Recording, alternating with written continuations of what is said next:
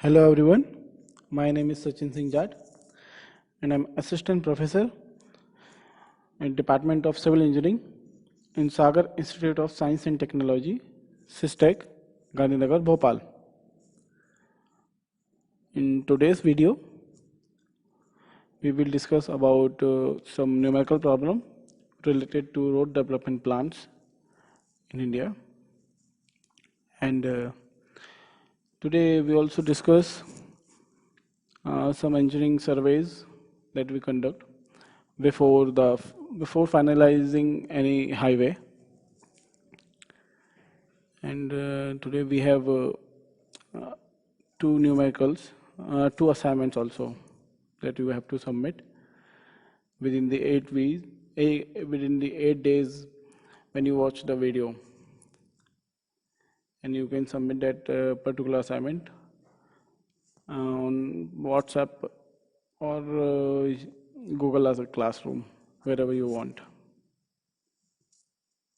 And let's start the video about Nagpur road plan को basically इन्होंने roads को उसमें दो कैटेगरीज में डिवाइड किया था. फर्स्ट कैटेगरी थी कैटेगरी 1 सरफेस रोड, जिसपे कोई भी सरफेस है रोड के ऊपर, बिटुमिन की हो या कंक्रीट की हो, एक हार्ड सरफेस की बात यहाँ पे हो रही है. तो इसमें इसके अंडर में इन्होंने जो रोड्स लिए थे वो थे नेशनल हाईवेज, इसको हम NH से डिनोट करते हैं शॉर्ट में. स्टेट हाईवेज, इसको हम SH से डिनोट करेंगे. And major district roads MDR. And category 2 में थे अनसरफेस्ड रोड, यहाँ पर है ODR, other district road and village road, इसको हम VR से डिनोट करते हैं. नेक्स्ट हम बात करते हैं यहाँ पर 20 ईयर्स रोड डेवलपमेंट प्लान्स के लिए हमने किन किन फॉर्मूलेस को यूज किया. अगर हम फर्स्ट कैटेगरी जो है कैटेगरी 1 के रोड उसको कैलकुलेट किया इन्होंने, तो उसके लिए जो फॉर्मूला था वो ये था जो आपको स्क्रीन पे दिख रहा है. Length of NH SH plus MDR, national highways, state highways and major district road. Kilometre में इसका लेंथ यहाँ पर निकलेगा. एंड यहाँ का जो फार्मूला है वो AY8 plus BY32 plus 1.6N plus 8T plus D and minus R. अब इसके पहले जो हम रोड डेवलपमेंट प्लान्स की हम बात कर चुके हैं पिछले वीडियो में, तो आपने देखा होगा मैंने उसमें बताया आपको कि हमने रेलवे लेंथ जो था उसको भी हमने ट्रांसपोर्टेशन में कंसिडर किया था. और जिस एरिया में रेलवे कनेक्टिविटी थी तो वहाँ पे हमने रोड कनेक्टिविटी प्रोवाइड नहीं करी थी, या हम जब वहाँ पे कैलकुलेट करते थे रोड लेंथ तो हम वहाँ पे रेल की जो लेंथ थी रेलवे ट्रैक की उसको हम माइनस कर देते थे. ये खाली फर्स्ट रोड प्लान में ही रहा, सेकंड में हमने इसको हटा दिया. जहाँ रोड्स थे रेलवे को उन्होंने सेपरेट किया फिर कि जहाँ रेलवेज हैं वहाँ भी वो रोड्स प्रोवाइड करेंगे. ये सेकंड रोड प्लान से हमने इम्प्लीमेंट किया था. एंड फर्स्ट ए जो था ए है यहाँ पे एग्रीकल्चरल लैंड और डेवलप्ड एरिया जितना भी है वो किलोमीटर स्क्वायर में रहेगा. एंड बी रहेगा नॉन एग्रीकल्चरल एरिया, ये भी स्क्वायर किलोमीटर में रहेगा. देन एन जो आता है इसमें वैल्यू वो है number of towns and villages with population range 2001 to 5000. जिन भी विलेजेस का या टाउन्स की पॉपुलेशन 2001 से 5000 के बीच में है उसको यहाँ पे एन से डिनोट किया है. एंड टी से जिस भी टाउन या विलेज की पॉपुलेशन 5000 से ज़्यादा है उनको यहाँ पे टी से डिनोट किया है. एंड डी क्या है यहाँ पे डेवलपमेंट अलाउंस है कि इतने ही 20 साल में कितना डेवलपमेंट होगा और कितने रोड की वहाँ पे रिक्वायरमेंट होगी. तो वो यहाँ पे 15% कंसिडर किया हुआ है कि एग्रीकल्चरल डेवलपमेंट होते हैं या इंडस्ट्रियल डेवलपमेंट होते हैं तो कितने रोड की यहाँ पे रिक्वायरमेंट होगी. तो उसको यहाँ पे डी से डिनोट किया है अगले 20 साल के लिए और उसको 15% लिया हुआ है.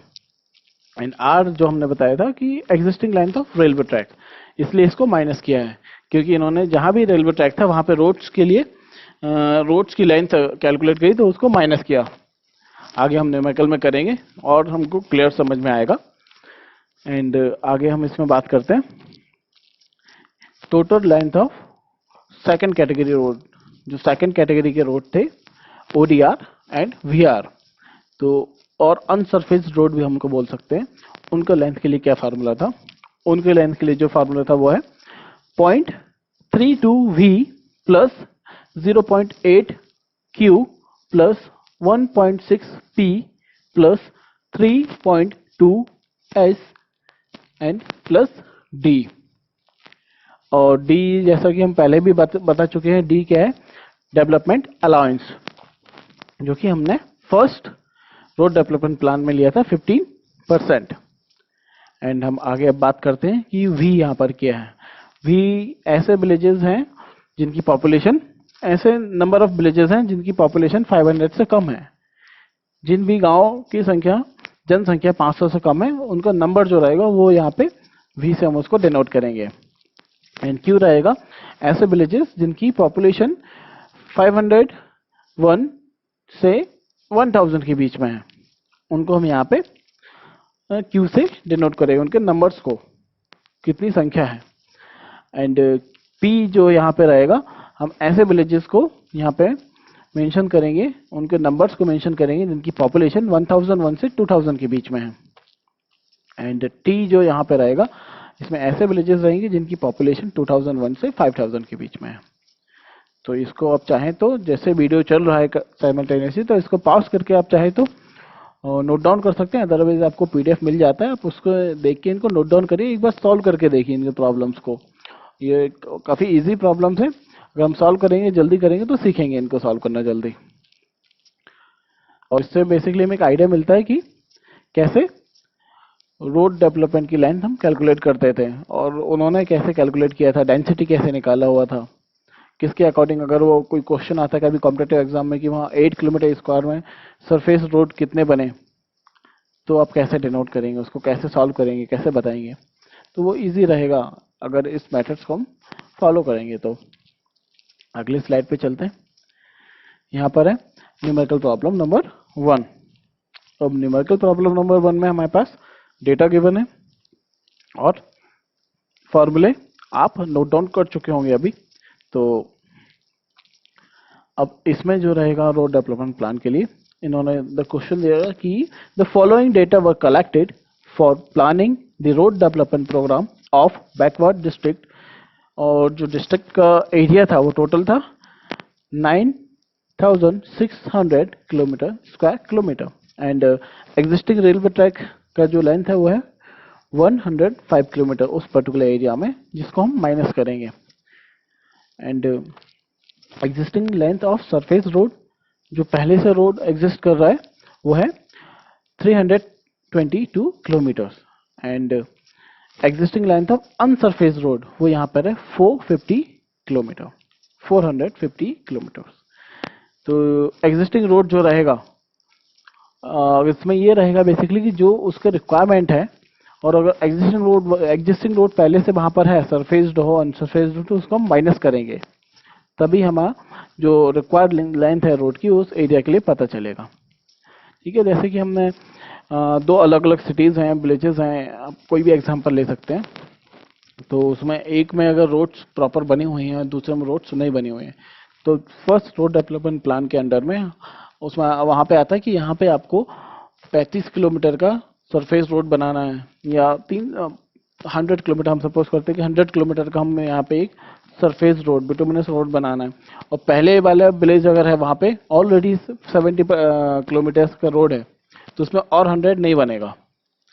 ये रहेगा कि इसमें सारे एरियाज में इक्वल लेंथ की रोड आपको डेवलप करनी है। तो पहले वाले में अगर वहाँ पे 5 किलोमीटर था, तो वहाँ पे हम 95 किलोमीटर और रोड बनाएंगे। और सेकंड में अगर पहले में अगर हमारे पास 75 किलोमीटर रोड बना हुआ है, तो वहाँ पे हम 25 किलोमीटर रोड और बनाएंगे ताकि वो 100 हो जाए, जैसा कि प्लान के अकॉर्डिंग उसमें लेंथ उसकी टोटल कैलकुलेट हुई है।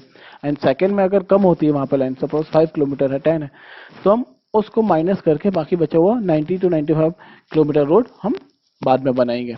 और दोनों एरिया का जो लेंथ रहेगा 20 साल के बाद जो रहेगा रोड का लेंथ वो होगा 100 किलोमीटर। इक्वलिटी के अकॉर्डिंग इसमें काम होगा।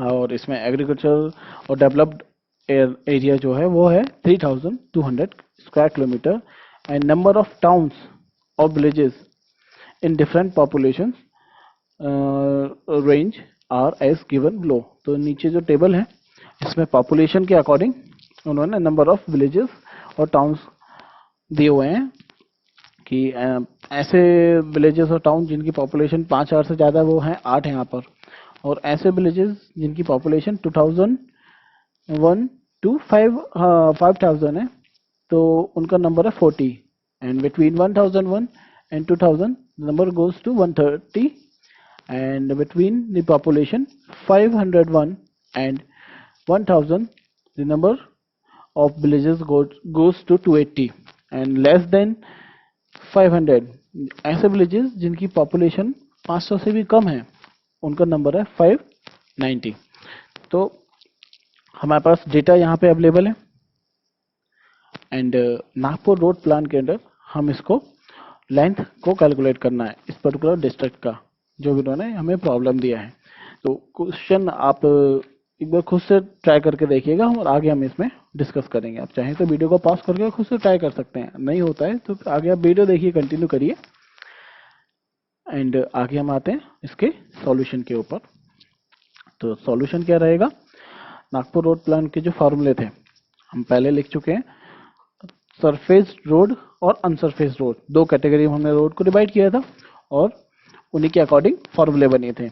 a/8 plus b/32 plus 1.6 n plus 8t इसका whole bracket plus d minus r।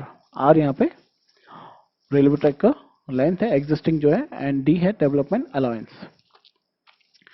और गिवन डेटा जो हमारे पास है वो है a यहाँ पर जो है डेवलप्ड एरिया वो है 3200 स्क्वायर किलोमीटर एंड b जो रहेगा इन्होंने हमें दिया था टोटल एरिया था 9600 स्क्वायर किलोमीटर और डेवलप्ड एरिया दिया था। तो अनडेवलप्ड एरिया हम कैसे निकालेंगे, हम टोटल एरिया से डेवलप्ड एरिया को और एग्रीकल्चरल एरिया को माइनस कर देंगे तो हमारे पास अनडेवलप्ड एरिया आ जाएगा यहाँ पे, और वो सामने जैसे न्यूमेरिकल में कैलकुलेशन हुआ है 9600 minus 3200 equal to 6400 square kilometre. And villages के नंबर्स जो हैं हमारे पास, ऐसे विलेजेस जिनकी पॉपुलेशन 2001 से 5000 के बीच में थी तो उनका नंबर है यहाँ पर 50 एंड ऐसे विलेजेस जिनकी पॉपुलेशन 500 से ज़्यादा थी उनका नंबर है 8 जिसको हमने टी से डिनोट किया है। और डेवलपमेंट अलाउंस यहाँ पे हमने 15% लिया है और एग्जिस्टिंग रेलवे ट्रैक का जो लेंथ है वो है यहाँ पे 105 किलोमीटर्स। और यहाँ पे जो पहले एग्जिस्टिंग रोड्स बनी हुई हैं सरफेस रोड वो है 322 किलोमीटर एंड अनसरफेस रोड जो बनी हुई है वो है 450 किलोमीटर्स। अब भी इसमें हम सरफेस रोड का हमने फॉर्मूले में वैल्यूज पुट की। तो जैसा आपको यहाँ पे दिख रहा है एक ही वैल्यू जो थी हमने ऊपर से उठा के नीचे न्यूमेरिकल में नीचे जो फॉर्मूला हमारा लिखा हुआ हमने उसमें वैल्यूज सारे पुट कर दिए हैं। ए की जगह हमने 3200, बी की जगह 6400 एंड एन की जगह 40 एंड टी की जगह 8 और 15% ऑफ द रोड लेंथ। अब जो रोड लेंथ यहाँ से निकल के आएगी, जो ब्रैकेट वैल्यू है, जो रोड लेंथ यहाँ से निकल आएगी उसका 15% रहेगा डेवलपमेंट अलाउंस। ठीक है, तो ये यहाँ पे क्लियर रहेगी। पहले जब तक ये रोड लेंथ यहाँ ब्रैकेट का आप सॉल्व नहीं करेंगे उसके बाद ही आप आगे बढ़ पाएंगे। अगर ये सॉल्व नहीं होता तो आप आगे नहीं बढ़ पाएंगे। तो 15% जो रहेगा वो जो रोड लेंथ इस ब्रैकेट को सॉल्व करके निकलेगी उसका रहेगा और माइनस 105। अब जैसे ही इसको हमने सॉल्व किया, आप भी जैसे सॉल्व कर रहे होंगे तो इसमें होगा 728 इसका टोटल सम आता है। ठीक है, एंड 728 का 15% जो हमने निकाला उससे 105 को माइनस किया, उसमें 15% ऐड करके 105 को माइनस किया, तो जो लेंथ आया सरफेस रोड का वो है हमारे पास 732.2 किलोमीटर। और हमारे पास एग्जिस्टिंग रोड जो है वो यहाँ पर है 322 किलोमीटर्स। तो अब हम क्या करेंगे, एडिशनल जो हमें रोड अब वहाँ पे बनानी है उस पर्टिकुलर स्टेट डिस्ट्रिक्ट में, तो वो है 732.2 माइनस 322, तो ये आपका आंसर होगा 410.2 किलोमीटर। 410.2 किलोमीटर की लेंथ आपको कि इस लेंथ की रोड आपको बनानी है नागपुर रोड प्लान के अंडर में। एंड आगे हम बात करते हैं अनसरफेस रोड के लिए। तो सेम आप चाहें तो एक बार उसको ट्राई कर सकते हैं अपने से सॉल्व करके, नहीं है तो वीडियो हम आगे कंटिन्यू चल ही रहा है। इसमें गिवन डेटा हम देख लेते हैं फिर से कि V जो था, V हमारे पास था number of villages with population less than 500, तो कितना था 590। और Q यहाँ पे था ऐसे विलेजेस जिनकी पॉपुलेशन 501 टू 1000 इसके बीच में थी, तो उनका नंबर है 280।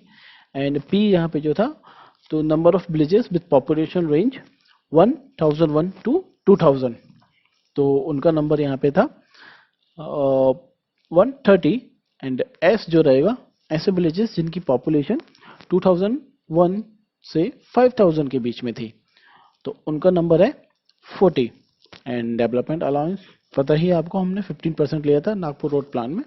नागपुर रोड प्लान में डेवलपमेंट अलाउंस कितना लिया, तो ये क्वेश्चन, ये इसका आंसर होगा 15% है। कहीं क्वेश्चन आता है तो इसके लिए आप प्रिपेयर रहिए, इसको नोट डाउन करके रखें, तैयार करके रखिए। एंड अनसरफेस रोड लेंथ की हम बात कर रहे हैं अब यहाँ पे, तो फॉर्मूला जो ऊपर लिखा था 0.32 V की value 590 plus 0.8 into Q, and Q की value 280 plus 1.6 into P, and P की वैल्यू थी 130 प्लस 3.2 इंटू S, और S की वैल्यू है 40 plus 15% of the road length. और जैसा हम पहले बता चुके हैं फर्स्ट स्टेप में, हमने क्या किया था, जो ब्रैकेट के अंदर की वैल्यू आएगी वो होगी रोड लेंथ, तो उसी का 15% जो हम आगे ऐड करेंगे D की जगह। हमने इसको सॉल्व किया तो इसकी जो वैल्यू आती है वो है 748.8, तो इसका हमने 15% ऐड किया रोड डेवलपमेंट अलाउंस का, इसमें हमने ऐड किया और उससे माइनस किया हमने रेलवे ट्रैक की लेंथ को। ये फॉर्मूला में शायद मिस हो गया वो, लेकिन आपको नोट डाउन करना, माइनस R वहाँ पे रहेगा। एंड हम आगे बढ़ते हैं अब इसमें, तो इनकी जो वैल्यू है टोटल सॉल्व करके वो 861 यहाँ पर आपकी वैल्यू आती है। एंड एडिशनल अनसरफेस रोड लेंथ जो रहेगी वो यहाँ पे हमारे पास एग्जिस्टिंग जो रोड लेंथ है वो है 450, तो हम 861 से 450 को माइनस करेंगे तो हमारा वैल्यू जो आएगी वो आएगी 411। और 411 एक हमारे पास अभी जो लेंथ हमें रोड की बनानी है वहाँ पर वो है, तो दोनों लेंथ हमें यहाँ पे आ गई है हमारे पास, सरफेस रोड की और अनसरफेस रोड की। तो ये हमारे दोनों आंसर्स हैं, इसको आप एक बार और ट्राई करिएगा, रिपीट करिएगा, ठीक है। एंड यहाँ पे प्लस D जो रहेगा हमारा, उसके बाद माइनस R रहेगा, एक बाय मिस्टेक है, हम आगे इसको ठीक कर लेंगे। एंड आगे हम बढ़ते हैं अब 20 ईयर्स रोड डेवलपमेंट प्लान या बॉम्बे रोड प्लान के नाम से भी हम इसको जानते हैं। तो इसके अंडर में हमने रोड्स को जो डिवाइड किया था वो 5 कैटेगरीज में किया था। जैसा कि हम जानते हैं कि इनको न्यूमेरिकल बेसिकली ये जो इसका क्लासिफिकेशन है या कैटेगरीज में डिवाइड किया है, तो वो फॉर्मूले बेस्ड किए। फर्स्ट के लिए उन्होंने 3 रोड के लिए अलग फॉर्मूले बनाए थे, 2 के लिए अलग बनाए हुए थे। Second 20 year road development plan में सेकंड में आए हैं तो कुछ ना कुछ तो एडवांस होगा, तो इन्होंने यहाँ पे क्या किया, इन्होंने सारे नेशनल हाईवे के लिए एक अलग फार्मूला होगा, स्टेट हाईवे के लिए अलग फार्मूला, मेजर डिस्ट्रिक्ट रोड के लिए अलग फार्मूला यहाँ पे ड्राइव किया, अदर डिस्ट्रिक्ट रोड के लिए अलग फार्मूला है, एंड विलेज रोड के लिए यहाँ पे अलग फार्मूला बनाया। नेशनल हाईवे, स्टेट हाईवे जो इनकी कैटेगरीज थी रोड की वो यहाँ पर आ रही हैं, major district road, other district road, village road and overall length. ये थोड़ा सा डेटा है, आप एक बार इसको चाहे तो नोट डाउन कर सकते हैं कि ओवरऑल रोड लेंथ जो थी सेकंड रोड डेवलपमेंट प्लान में कितनी बनी थी, वो थी 10,57,330 किलोमीटर, और फर्स्ट में जो बनी थी वो अप्रोक्सीमेट 2 लाख थी। 2 लाख किलोमीटर हमने रोड बनाए हुए थे फर्स्ट रोड प्लान में, और उसकी डेंसिटी जो थी वो 16 थी, पर 100 स्क्वायर किलोमीटर में हमने 16 किलोमीटर रोड बनाए हुए थे। अगर आप एक ग्रिड बनाते हैं जो 100 मीटर जिसकी लेंथ एंड विड्थ 100 मीटर है, तो उसमें हम 16 किलोमीटर सरफेस रोड बनाया हुआ था। एंड इसका रोड डेंसिटी जो थी सेकेंड रोड डेवलपमेंट प्लान की वो है 32 किलोमीटर पर 100 स्क्वायर किलोमीटर। तो 100 स्क्वायर किलोमीटर का अगर आप ग्रिड बनाते हैं एक, तो उसमें 32 किलोमीटर से आपको रोड कंस्ट्रक्ट करनी है। एंड इसका जो कॉस्ट था वो 1958 के प्राइस के अकॉर्डिंग 5200 करोड़ था। और इनका फंड कैसे आता है, इसके लिए मैंने आपको सेंट्रल फंड, रोड फंड के बारे में बताया था पिछले वीडियो में। एक बार उसको चाहें तो देख सकते हैं, या CRF को सर्च कर सकते हैं मोबाइल पे, तो आपको उसके बारे में डिटेलिंग मिल जाएगी। एंड इसमें एक एडिशनल था कि इन्होंने एक्सप्रेस वे की लेंथ को इन्होंने बताया था कि हमको 1600 किलोमीटर का 1600 किलोमीटर का एक्सप्रेस वे बनाना है। अब एक्सप्रेस वे क्या होता है, एक जैसे हाईवे रहेगा वैसे एक बेस्ट क्वालिटी का रोड रहेगा जो ट्रैफिक को जल्दी एक जगह से दूसरे जगह पहुंचाने का काम करेगा। ठीक है, तो नॉर्मली रोड्स के ऊपर लिमिट होती है स्पीड कि आपको मैक्सिमम इस स्पीड से ऊपर नहीं चलाना है। यहाँ पे मिनिमम होती है कि मिनिमम आपको 50, मिनिमम आपको 60 की स्पीड से इसको व्हीकल रन नहीं करना है, अदरवाइज एक्सीडेंट के चांसेस बढ़ेंगे। क्योंकि नॉर्मल सभी लोग उसको जो यूज़ कर रहे हैं उनको एक जगह से दूसरे जगह जो पहुँचना है वो जल्दी पहुँचना है, तो उनके जो भी व्हीकल होगा उसकी स्पीड ऑटोमेटिक 80-90 के अबव होगी। एंड जो उसके जियोमेट्रिक डिज़ाइंस होंगे वो अगर हम कंपेयर करते हैं इन पांचों रोड्स को, तो उन सब में वो बेस्ट होगा उसके जियोमेट्रिक डिज़ाइंस। एंड आगे हम इसमें बढ़ते हैं सेकेंड रोड डेवलपमेंट प्लान के लिए। नेशनल हाईवे के लिए क्या फार्मूला उन्होंने यूज़ किया था, तो नेशनल हाईवे का जो फार्मूला उन्होंने यूज़ किया था वो था ये A/64 plus B/80 plus C/96 plus 32 into K plus 8 into M plus D यहाँ पे अगेन डेवलपमेंट अलाउंस है, जो यहाँ पे भी हमने लिया हुआ है कि 20 ईयर्स में इनके कितने रोड डेवलप्ड होंगे टोटल रोड लेंथ के अकॉर्डिंग। तो इन्होंने इसमें सेकेंड रोड डेवलपमेंट प्लान में उसको लिया था 5%, फर्स्ट में हमने लिया था 15% एंड सेकेंड हमने लिया था 5%। तो हम आगे बढ़ते हैं अब इसमें कि द लेंथ ऑफ, ये खाली हमने फर्स्ट जो फार्मूला था वो था नेशनल हाईवे के लिए, एंड सेकंड था वो कंबाइंड नेशनल एंड स्टेट के लिए, थर्ड जो होगा वो नेशनल, स्टेट एंड MDR के लिए। तो सबका अलग अलग हर एक रोड को ऐड करेंगे और उसके अकॉर्डिंग फार्मूला बनाएंगे, और एक से दूसरे वैल्यू को माइनस करके हम सॉल्व करेंगे और आगे बढ़ेंगे। तो सेकंड के लिए जो फार्मूला था वो था A/20 plus B/24 plus C/32 plus 48K plus 24M and 11.2N plus 1.6 P plus D। And now third formula, और ये था total length of national highway, state highway and major district road के लिए। तो ये फार्मूला था 1/8 plus B/16 plus C/24 plus 48K plus 24M plus 11.2N plus 9.6 P plus 6.4Q plus 2.4R plus D। फॉर्मूले थोड़ा लिख के प्रैक्टिस करिए तो रहेंगे आपके साथ में, याद रहेंगे। एक बार में तो याद नहीं होंगे, वो थोड़े से टफ है। एंड यहाँ पे है कि अगला फॉर्मूला जो है वो रोड डेवलपमेंट हमारा जो प्लान रहेगा उसके अकॉर्डिंग, सेकंड के अकॉर्डिंग ये है चारों रोड के लिए, national highway, state highway, major district road and other district road. 3A/16 plus 3B/32 plus C/16 plus 48K plus 24M plus 11.2N plus 9.6P plus 12.8Q plus 4R plus 0.8S plus 0.32T plus D। तो ये चार के लिए था। Village road के लिए जो formula था वो ये है, national road, national highway, state highway, major district road and other district road and village road. तो इन सब के लिए जो फार्मूला था वो ये था, A/4 B/8 C/12 plus 48K 24M 11.2N 9.6P 12.8Q 5.9R plus 1.6S plus 0.64T plus 0.2V plus D। अब यहाँ पे हम देखते हैं कि जो A B C इतना लिखा हुआ है, तो वो है क्या? ए यहाँ पे जो रहेगा वो डेवलप्ड एरिया और एग्रीकल्चर एरिया रहेगा, एंड बी जो यहाँ पे रहेगा वो सेमी डेवलप्ड एरिया रहेगा, एंड सी जो यहाँ पर है वो है अनडेवलप्ड एरिया। सी जो आया ये होगा अनडेवलप्ड एरिया। एंड आगे हम बात करते हैं के। के है number of towns with population over 1 lakh. ऐसे शहर जिनकी पॉपुलेशन 1 लाख से ऊपर है, वो उसको हम के से डिनोट करेंगे। देन एम आएगा। एम में है number of towns with population range 50,000 to 1 lakh. And N यहाँ पे आता है, एन है number of towns with population range 20,000 to 50,000। And P number of towns with population range 10,000 to 20,000।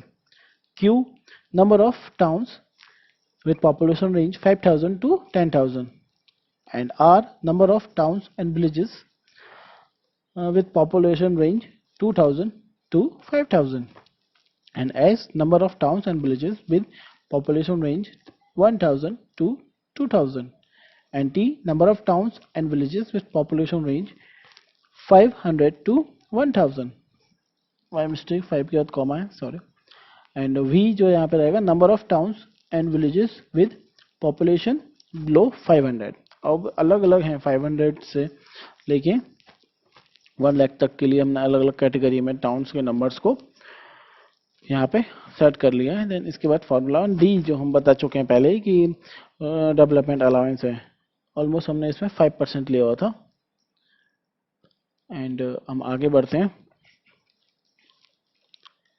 अब न्यूमेरिकल प्रॉब्लम नंबर 2 की हम यहाँ पे बात करते हैं।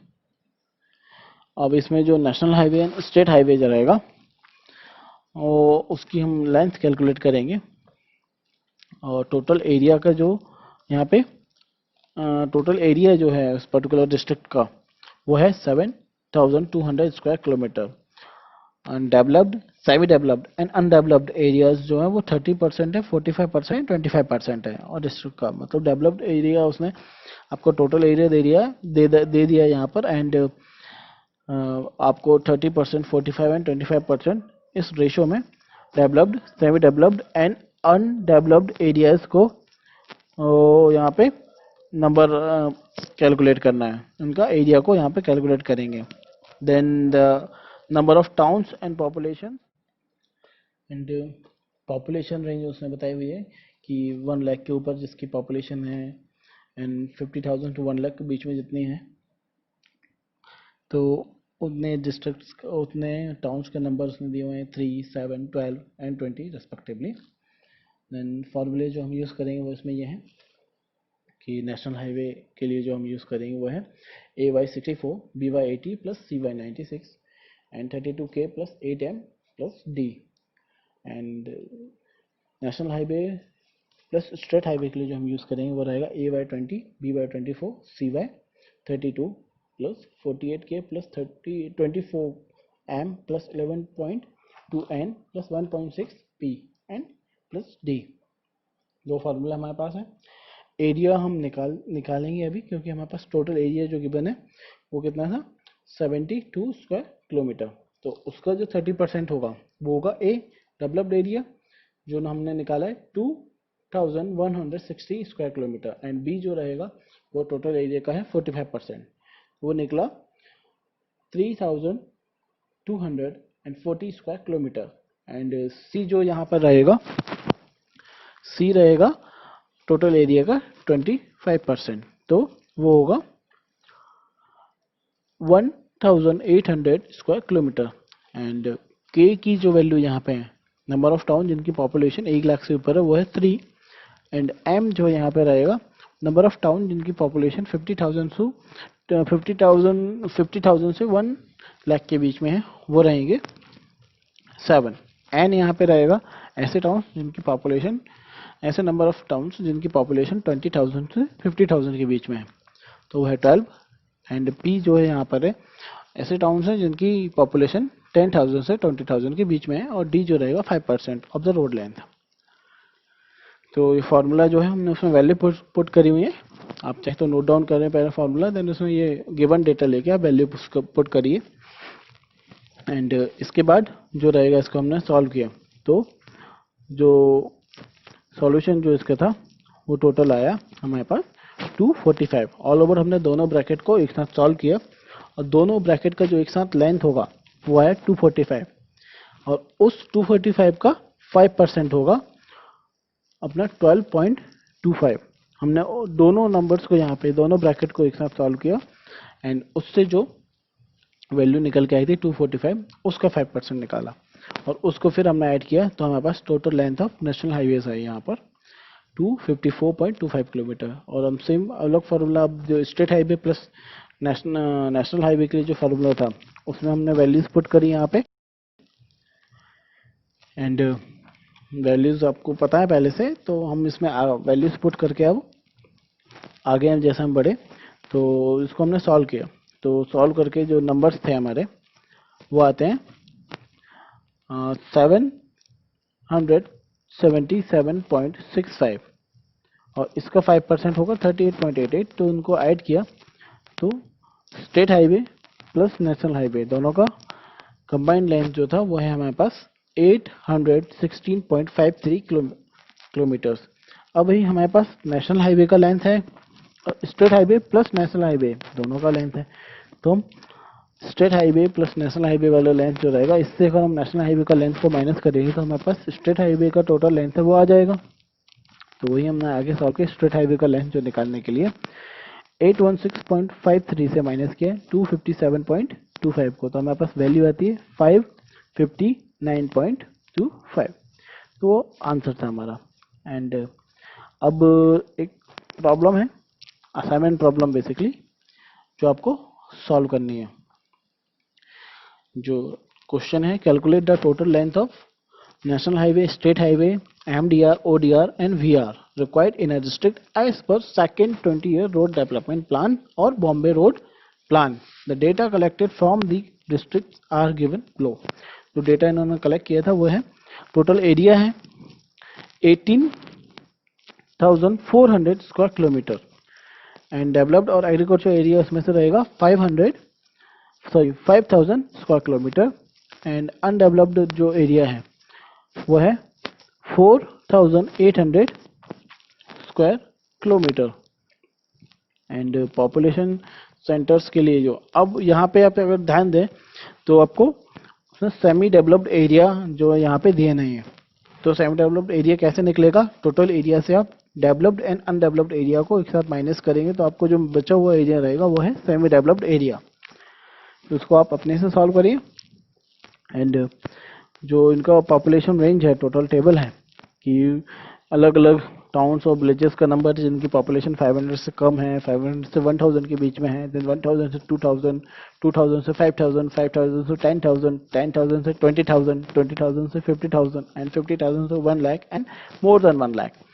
तो वो आपको नंबर्स ऑफ सिटीज़ जो हैं, टाउन्स हैं, विलेजेस हैं, वो आपको यहाँ पे दिया हुआ है सामने। और पिछले स्लाइड्स से चाहें तो आप या थोड़ा पहले जाके वीडियो में आप देख सकते हैं कि इनको हमने किस किस नेम से डिनोट किया है, और फॉर्मूलाज आपके पास हैं, वैल्यूज पुट करिए और थोड़ा सा अपना दिमाग लगा के इसको सॉल्व करना है, और मैं उम्मीद करता हूँ आप सभी इसको सॉल्व करेंगे। चलिए अब आगे बढ़ते हैं हम। Third 20-year road development plan जो कि आया था 1981 से 2001 में कंप्लीट हुआ, इसको हम बोलते हैं लखनऊ रोड डेवलपमेंट प्लान और Lucknow road plan. Now basically इसमें भी हमने जो रोड्स को वो 3 अलग अलग कैटेगरीज में डिवाइड किया था। कैटेगरी 1 प्राइमरी रोड सिस्टम, इसमें express way and national highway को रखा हुआ था। कैटेगरी 2 सेकेंडरी रोड सिस्टम, इसमें state highway and major district road को हमने रखा हुआ था। And category 3 tertiary road system, इसमें हमने other district road and village road को रखा हुआ था। ये 3 अलग अलग कैटेगरी, और उसी के अकॉर्डिंग हमने फॉर्मूले बनाए और रोड को डिज़ाइन किया, उनका लेंथ को हमने फाइंड किया यहाँ पे। तो यहाँ पे इसकी जो की पॉइंट्स हैं बेसिकली वो आप देखिए कि लेंथ ऑफ एक्सप्रेस वे इसमें हमने जो बनाई है वो है 2000 किलोमीटर। 2000 किलोमीटर के हमने एक्सप्रेस वे इसमें बनाए हुए हैं, और टोटल जो नेशनल हाईवे हमने बनाए हुए हैं वो है 66,000 किलोमीटर्स के नेशनल हाईवे हमने इसमें बनाए हुए हैं। स्टेट हाईवेज जो हमने बनाए वो 1,45,000 किलोमीटर्स के हमने स्टेट हाईवेज बनाए हुए हैं। MDR इसमें हम जो बनाए हुए हैं वो है 3 लाख किलोमीटर्स के लेंथ के हमने बनाए हुए हैं।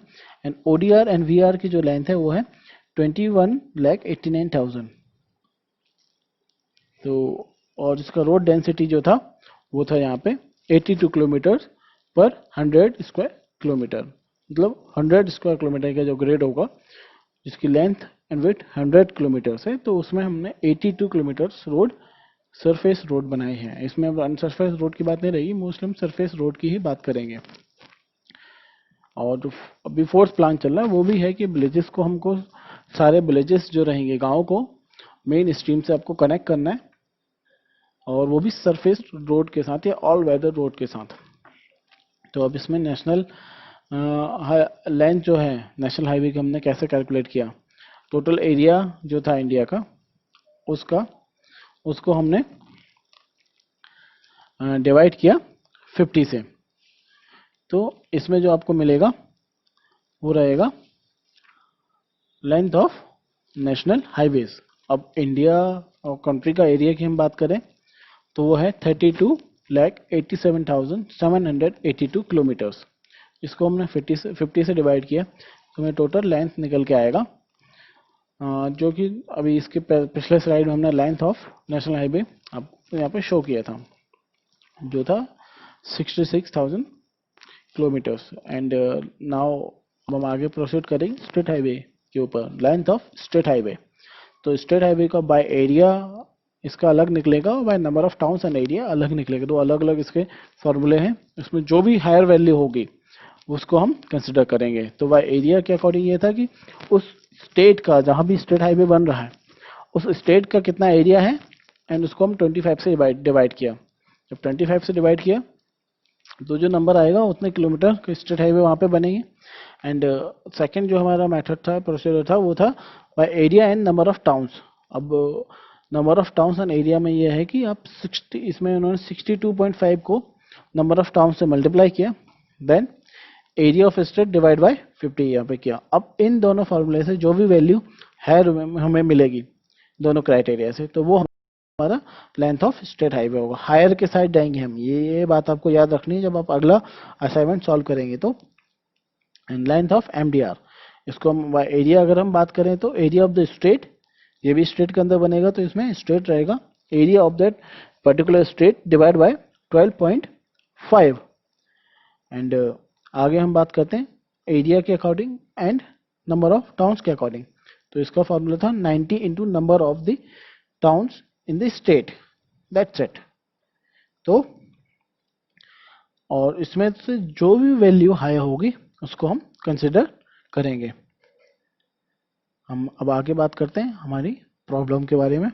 ये होमवर्क है, ये सबको सॉल्व करना है विद इन 8 डेज आपको टाइम दिया हुआ। आप कोशिश करिए 1 से 2 दिन के अंदर जब भी वीडियो देखते हैं इसको एट दैट टाइम ही साथ में सॉल्व करते रहे, तो जल्दी हो जाएगा और मेहनत भी थोड़ी कम ही लगेगी।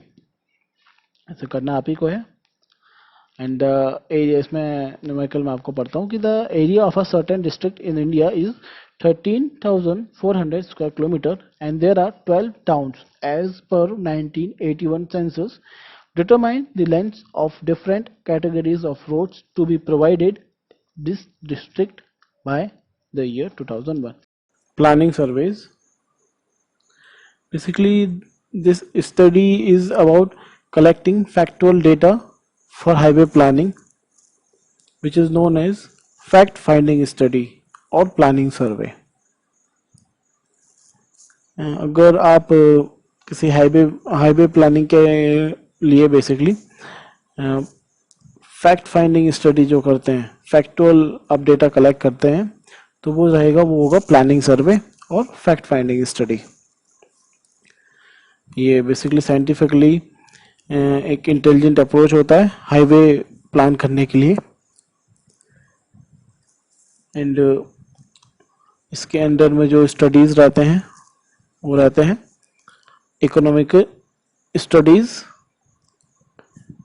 एंड फाइनेंशियल स्टडीज, ट्रैफिक और road use study and engineering study.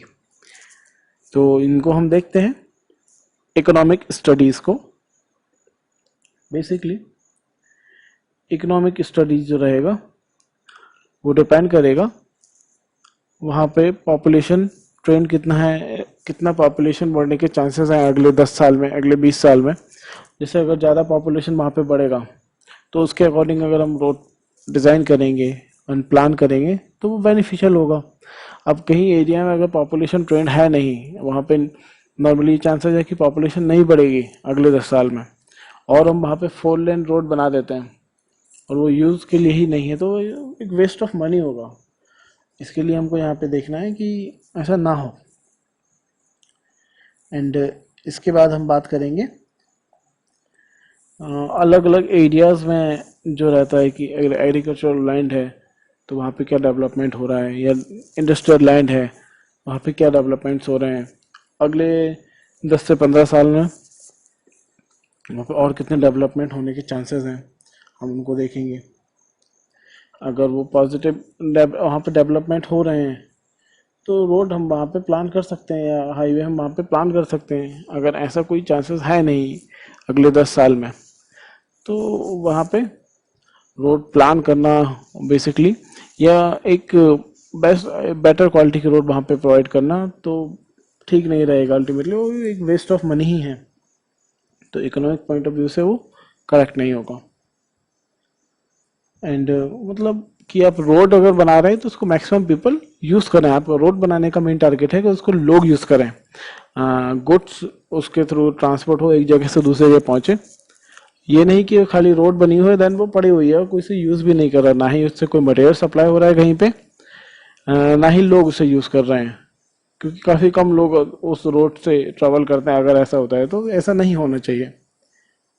Same per capita income इसमें रहेगा कि नॉर्मली जो लोग हैं वो यूज़ करेंगे, उनकी इनकम क्या है उसके अकॉर्डिंग भी रहेगा।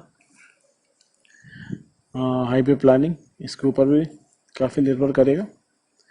एग्जिस्टिंग फैसिलिटीज़ वहाँ पर क्या क्या है पहले से, सपोज जिस जो रोड प्रपोज्ड है वहाँ पे पहले से ही हॉस्पिटल्स बने हुए हैं, वहाँ पे पहले से ही स्कूल्स बने हुए हैं, बैंक्स बने हुए हैं, तो इतना ट्रैफिक तो उस रोड से नॉर्मली यूज़ करेगा ही ना डेली, वो ट्रैफिक तो रोड को यूज़ करेगा ही। तो ये बेसिक फैसिलिटीज़ वहाँ पे एग्जिस्टिंग फैसिलिटीज़ में आएंगे कि जो पहले से अवेलेबल हैं। एजुकेशनल बिल्डिंग्स वहाँ पे कितने अवेलेबल हैं जो बने हुए हैं, सेम एज बैंक्स जो वहाँ पर बने हुए हैं। तो इन्हीं के ऊपर मोस्ट ऑफ दी जो पॉपुलेशन रहेगा या ट्रैफिक आप जिसे बोलते हैं वो मूव करेगा, या गुड्स का मूवमेंट इन्हीं के ऊपर डिपेंड करेगा। हॉस्पिटल्स वहाँ पर कितने अवेलेबल हैं और नहीं है तो प्रपोज्ड कितने हैं, अल्टीमेटली पोस्ट ऑफिस कितने हैं, ऐसे ही नॉर्मल बहुत सारी बिल्डिंग्स हैं जो फैसिलिटीज़ वहाँ पे अगर एग्जिस्टिंग है पहले से, ये कोई प्रपोज्ड है जो बाद में बनेगा तो उसके अकॉर्डिंग वो भी काफ़ी हेल्प करेगा यहाँ पे हाईवे प्लानिंग में।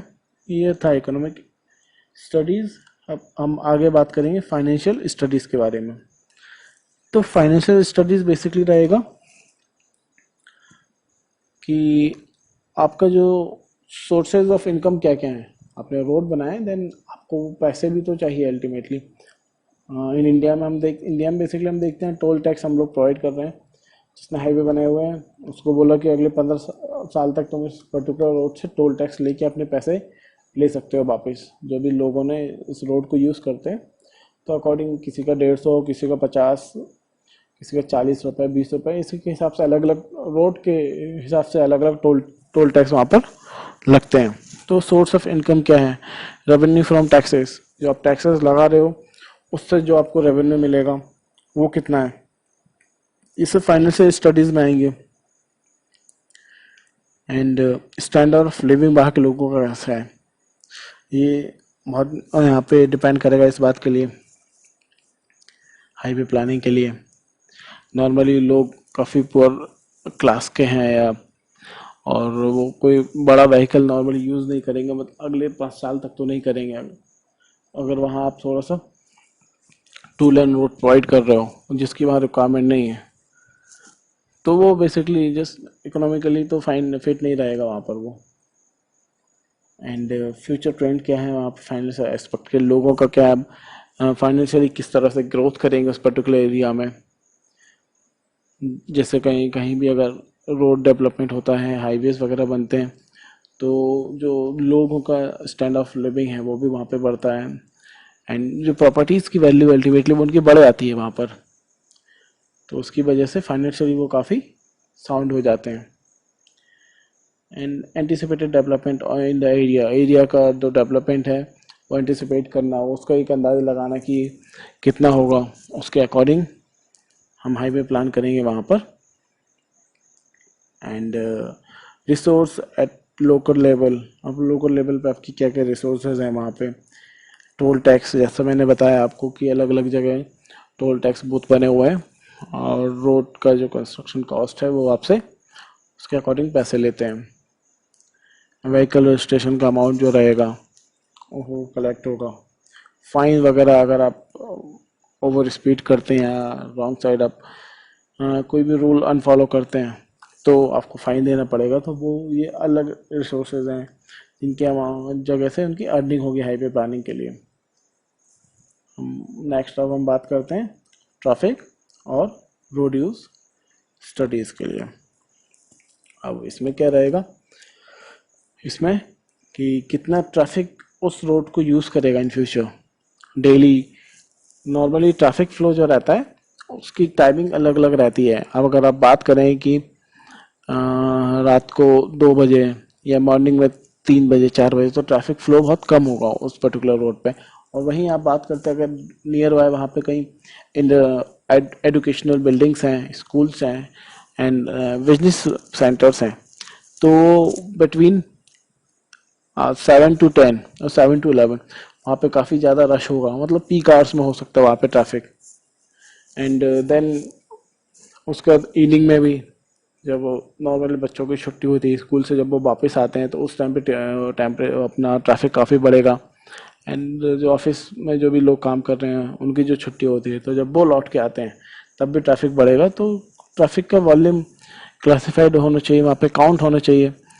एंड क्लासिफाइड मीन्स व्हीकल के अकॉर्डिंग क्लासिफाइड होना चाहिए कि कितनी बसेस वहाँ से पास हो रही हैं, कितने ट्रक्स वहाँ से पास हो रहे हैं, कितनी कार्स, कितनी बाइक्स, पर व्हीकल के अकॉर्डिंग ये क्लासिफाइड ट्रैफिक वॉल्यूम आपके पास होना चाहिए हाईवे प्लान के लिए। Origin and destination study, basically ये स्टडी हम कराते हैं कि अगर जब भी हमको कहीं रोड कंस्ट्रक्ट करना होता है किसी भी पॉइंट पे, किसी भी 2 पॉइंट के बीच में, जैसे सपोज करते हैं हम कोई भी 2 पॉइंट अगर आप लेते हैं अपने भोपाल में, आप एमपी नगर ले सकते हैं, वहाँ से गांधीनगर के लिए आपको रोड कंस्ट्रक्ट करनी है। डेली बहुत सारा ट्रैफिक मूव होता है, तो आप चेक करेंगे। होम इंटरव्यू आप ले सकते हैं इसके अंडर में, अलग अलग टेक्निक्स है इसको करने के लिए, पोस्ट कार्ड मेथड है, उसके थ्रू आप लोगों से क्वेश्चंस करेंगे कि कितने लोग इस रूट को डेली फॉलो करते हैं, और अगर आप रोड बनाते हैं तो कितने लोग बेनिफिटेड होंगे उससे। तो वो रहेगा ओरिजिन एंड डेस्टिनेशन स्टडी के अंदर। एंड ट्रैफिक फ्लो पैटर्न, लोगों का ट्रैफिक फ्लो का पैटर्न क्या है, बेसिकली किस पैटर्न से वहाँ से मूव करते हैं वो, और ये भी रहेगा। एंड मास ट्रांसपोर्टेशन के लिए क्या फैसिलिटी है उस पर्टिकुलर एरिया में। नॉर्मली जो सिटी BRTS है, BRTS, अब ये क्वेश्चन है यहाँ पर कि BRTS, इसका नाम मोस्टली सभी ने लगभग सुना होगा, तो BRTS का फुल फॉर्म क्या है ये आपको, जैसे आप वीडियो देखते हैं तो आपको कमेंट में नीचे लिखना है, that's it. What is the full form of BRTS। हम भोपाल में यूज़ करते हैं BRTS, एंड अलग अलग सिटीज़ में होता है सपोज, और डेवलप सिटी है, मेट्रो सिटी है, तो हम मेट्रोज हम यूज़ करते हैं, तो वो भी मास ट्रांसपोर्टेशन के लिए हम यूज़ करते हैं। बहुत सारे लोग एक साथ उससे ट्रैवल करते हैं एक पॉइंट से दूसरी पॉइंट के लिए, तो मास ट्रांसपोर्टेशन फैसिलिटीज़ हैं वो डिपेंड करेंगी हाईवे प्लानिंग के लिए।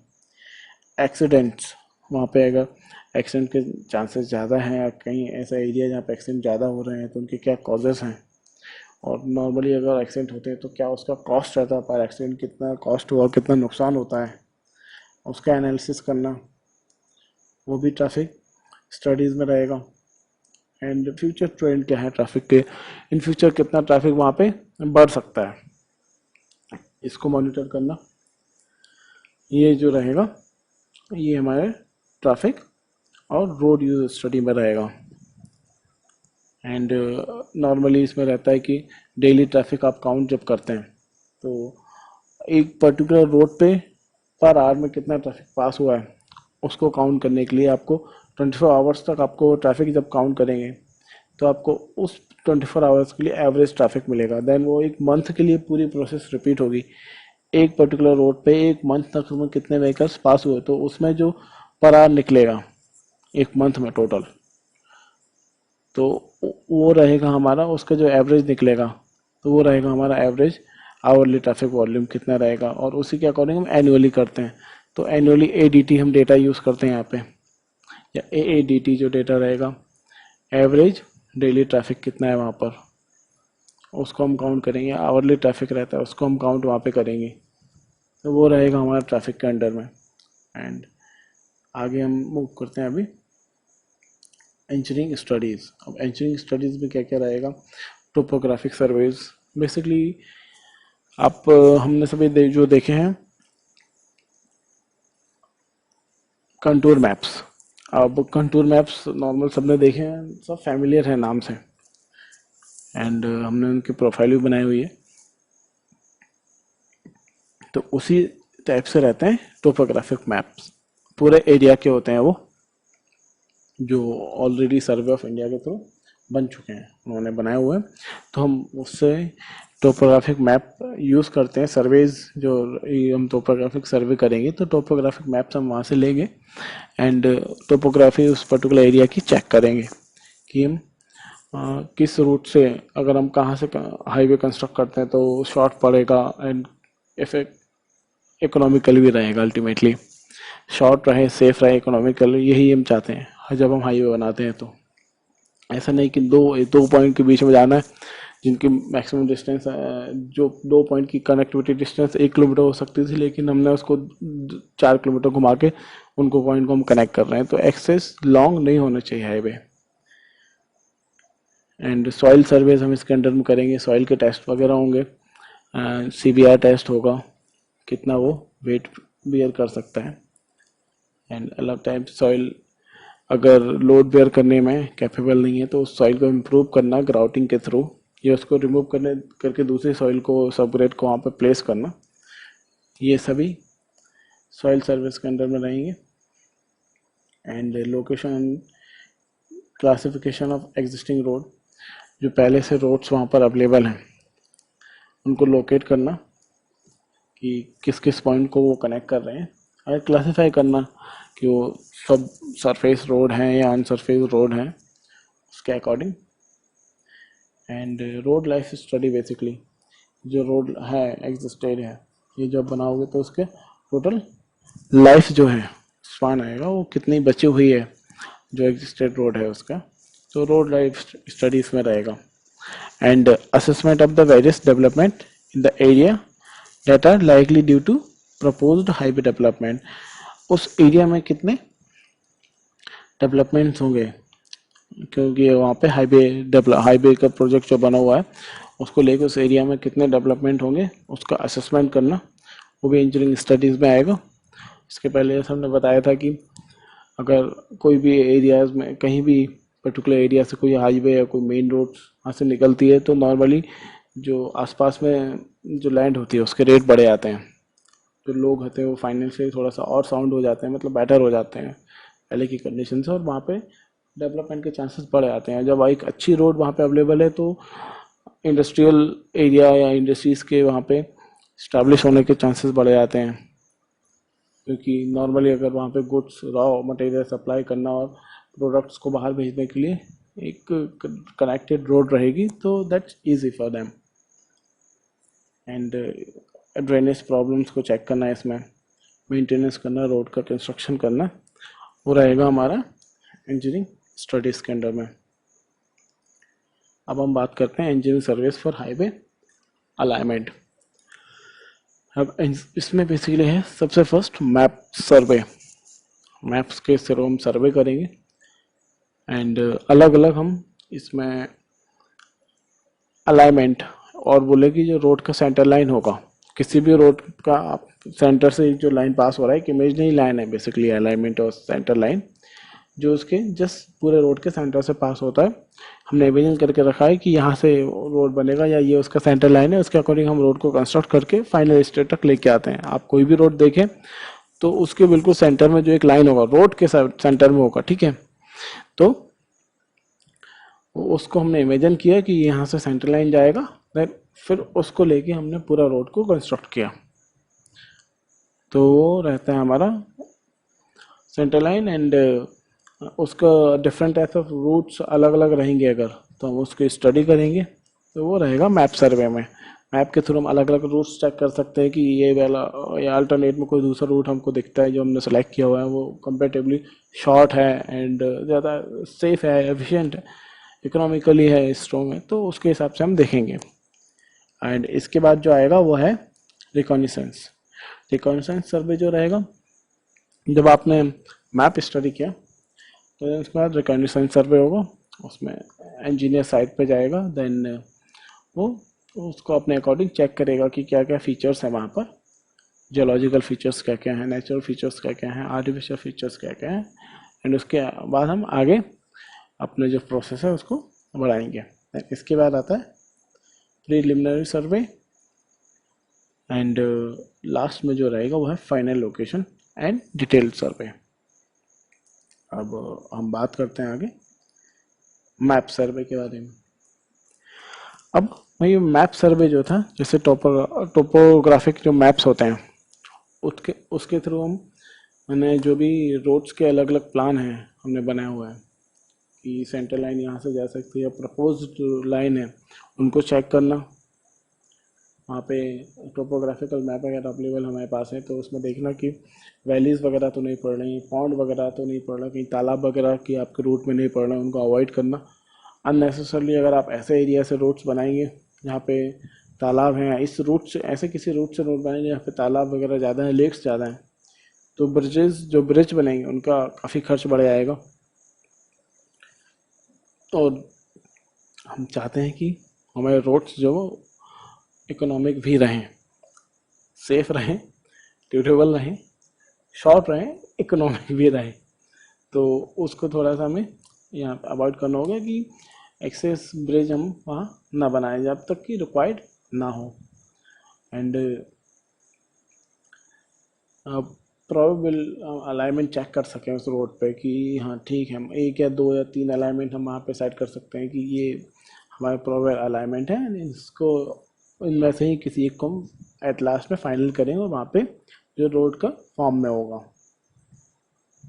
एंड जैसे कि मैंने बताया कि हम वैलीज और पॉइंट और लेक्स को अवॉइड करें ताकि जो प्लानिंग है हाईवे का है उसका कॉस्ट कम रहे।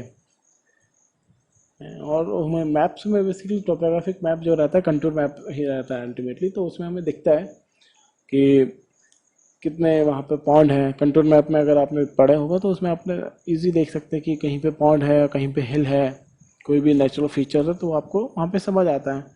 तो उनको अवॉइड करना, रोड ग्रेडियंट है उसको ठीक रखना, उसका लेंथ कितना है उसको चेक करना।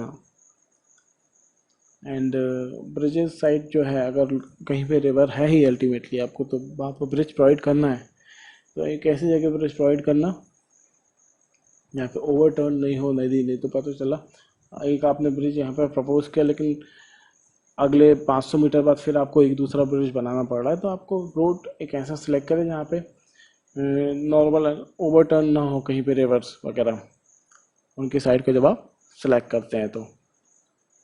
एंड अल्टरनेटिव रूट्स अगर आपके पास है तो उसको हम सजेस्ट कर सकते हैं कि यहाँ पे मैप स्टडी के थ्रू या मैप सर्वे के थ्रू कि हमें ये अल्टरनेट रूट्स इसमें समझ आए हुए हैं, और इसके बाद हम उसको आगे डिस्कस करेंगे रिकॉग्निसेंस में। एंड अगर हिल्स के थ्रू वहाँ पे कोई रोड क्रॉस हो रहा है तो उसकी क्या पॉसिबिलिटी है कि क्रॉस हो सकता है कि नहीं, आप कितना एरिया वहाँ पे हिल में कट करना होगा या पूरा हिल को वहाँ से रिमूव करना होगा, या उसमें हम टनलिंग कर सकते हैं, उसकी प्रोबेबिलिटी चेक करना।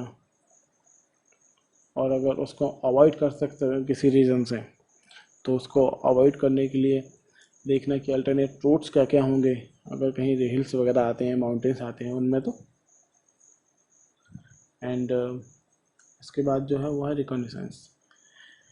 अब जब मैप स्टडी हो चुका है कंप्लीट, जब हम मैप स्टडी कर चुके हैं, तो इसके बाद जो रहेगा एक इंजीनियर जो हमारा वो जाएगा साइट पर एंड लोकेशन पे पहुंच के वो वहाँ पे स्टडी करेगा रिकॉग्निसेंस, बेसिकली एक सर्वे डिटेल स्टडी करेगा कि जो भी कहीं रिवर्स वगैरह और पॉन्ड्स की जो लोकेशन थी वो एग्जैक्ट उस जगह पर है।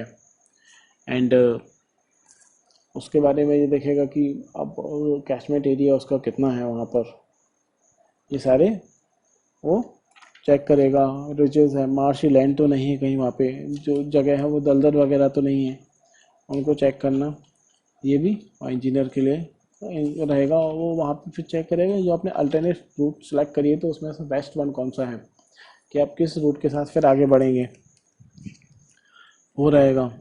एंड ग्रेडियंट वैल्यूज़ जो है वहाँ पर हम बात करें कि अप्रॉक्सीमेट ग्रेडियंट वैल्यू कितनी रहेगी और उसकी लेंथ कितनी रहेगी ग्रेडियंट की, कहीं पे घाटी अगर होती है या ढलान होती है तो कितनी वैल्यू है वो, उसकी वैल्यू कितनी है, देन वो उसकी लेंथ कितनी रहेगी, कितनी लंबाई तक वही आपको घाटी या ढलान मिलेगा, तो उसको यहाँ पे हम चेक कर सकते हैं, करेंगे। एंड आगे हम बात करेंगे कि सॉइल के बारे में।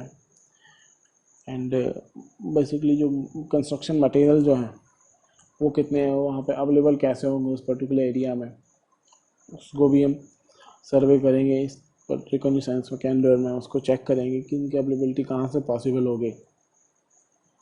जैसे कि अपना एग्रीगेट हुआ, नेचुरल मटेरियल्स जो हैं, सीमेंट हुआ, जो मैन मेड मटेरियल्स हैं, लाइम हुआ, तो इनकी अवेलेबिलिटी हो सकती है नहीं हो सकती है, और होगी, और उसमें अगर ज़्यादा कॉस्ट लग रहा है तो उसके लिए एक ऐसा रूट सेलेक्ट करना है जिसपे वो कॉस्ट को हम कम कर सकते हैं। एंड सॉइल का टाइप, उस रूट के अलॉन्ग में जो सॉइल टोटल है उसके क्या टाइप है, वो पूरा लोड बेयर कर सकती है या नहीं कर सकती है।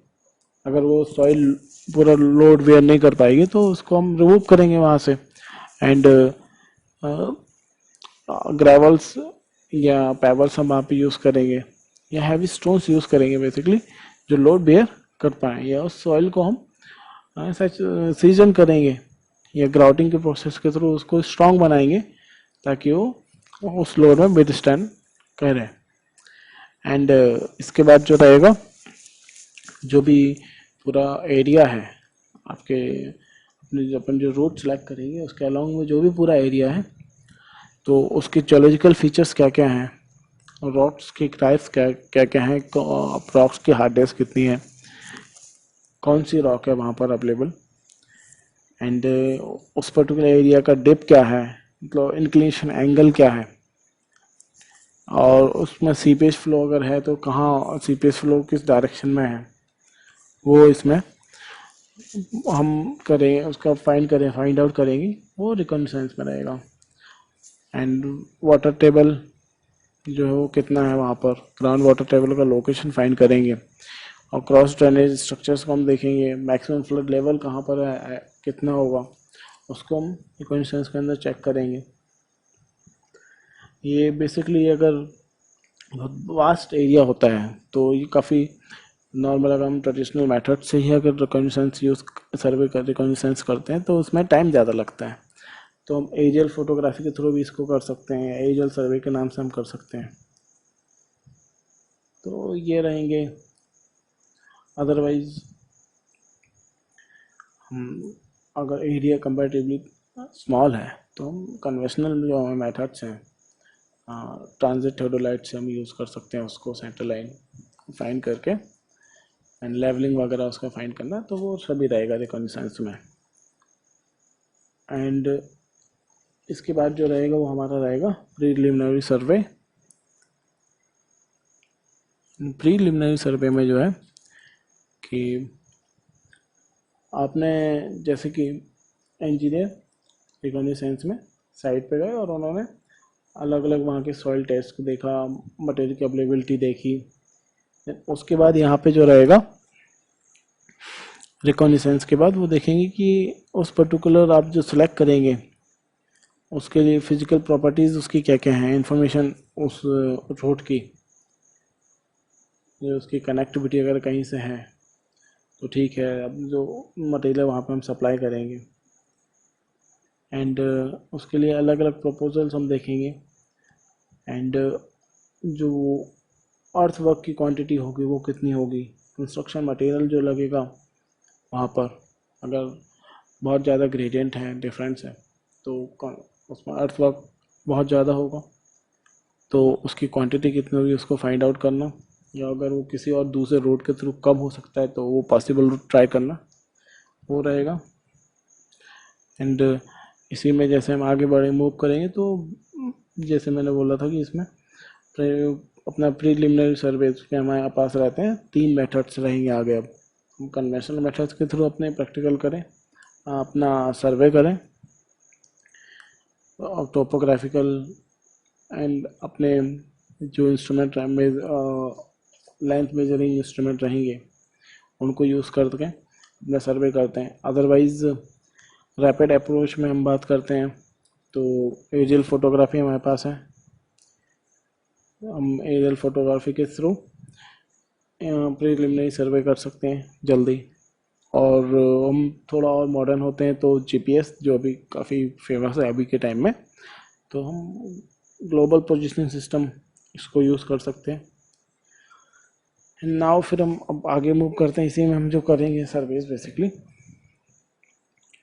वो हैं प्राइमरी ट्रैवर्स। और ट्रैवर्स जैसे कि नाम से पता है, अगर ट्रैवर्स सर्वे में हमने सबने पढ़ा हुआ है तो एक पर्टिकुलर डायरेक्शन में अगर हम मूव करेंगे और उसका बेयरिंग्स और लेंथ मेजर करते हैं तो वो ट्रैवर्सिंग होता है। तो प्राइमरी इसमें ट्रैवर्स हम फाइंड करेंगे, इस्टेब्लिश करेंगे अपने सेंट्रल लाइन, मेन जो सेंट्रल लाइन रहेगी, अलाइनमेंट रहेगा रोड उसके अंडर में।